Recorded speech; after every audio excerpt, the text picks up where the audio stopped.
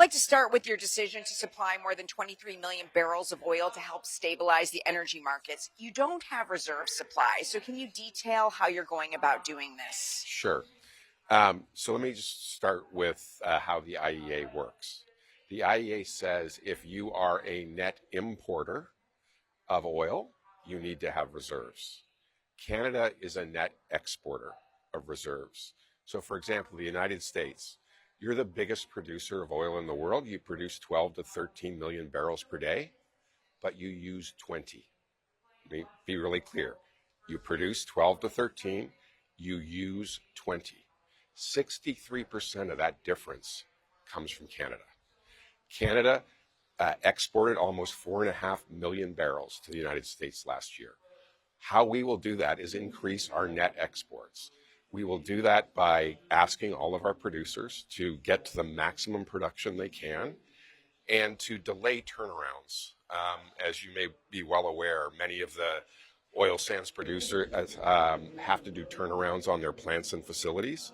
We've asked our producers to delay those turnarounds so they can keep producing. Typically, a Canadian oil sands producer takes that turnaround time in Q2. Right now, we've asked them not to do that so that they can keep producing and sending oil both to the United States and also to our allies around the world. We ship over 1 million barrels a day to the West Coast. 60 to 70% of that oil goes to our allies in Japan, in Korea, and other parts of Asia. Any pushback from your producers? No.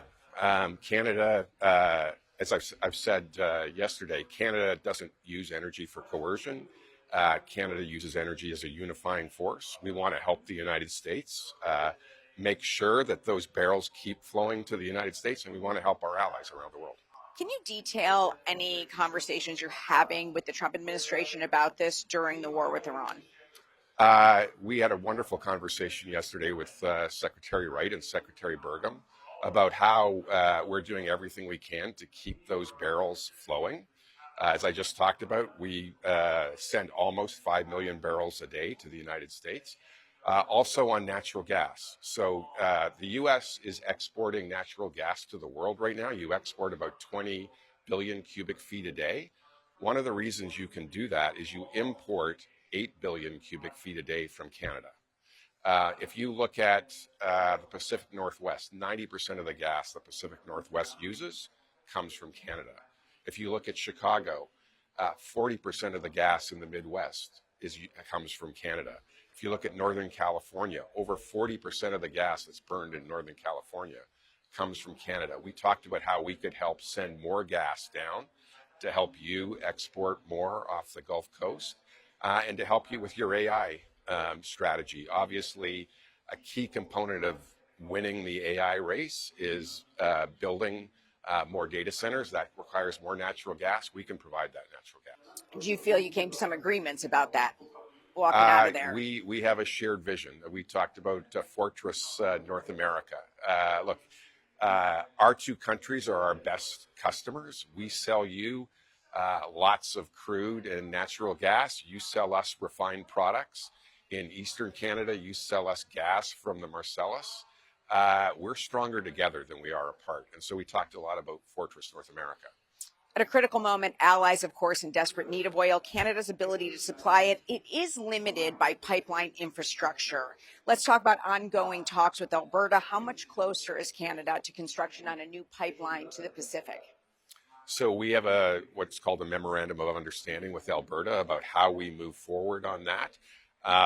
As you know, we built a new pipeline to the West Coast, the TMX, that came on stream in 2024. We're already talking about expanding that pipeline.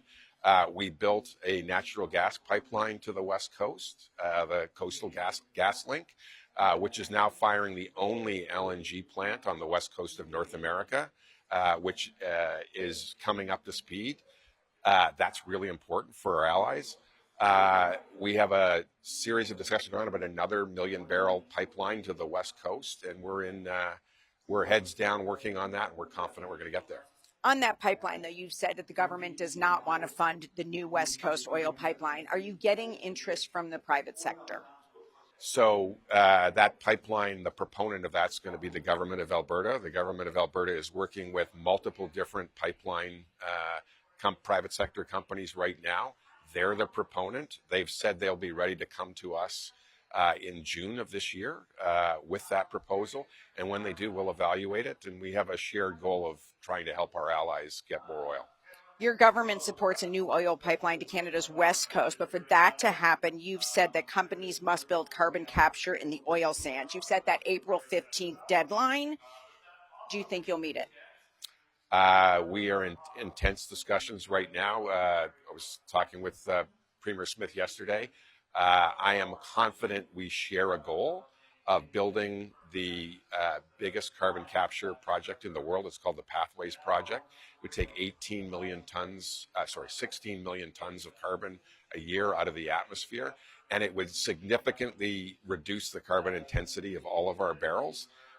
When we do that, we have the ability to add millions of barrels a day of production and build that pipeline to the West Coast. Really appreciate your time today. Thank you so much.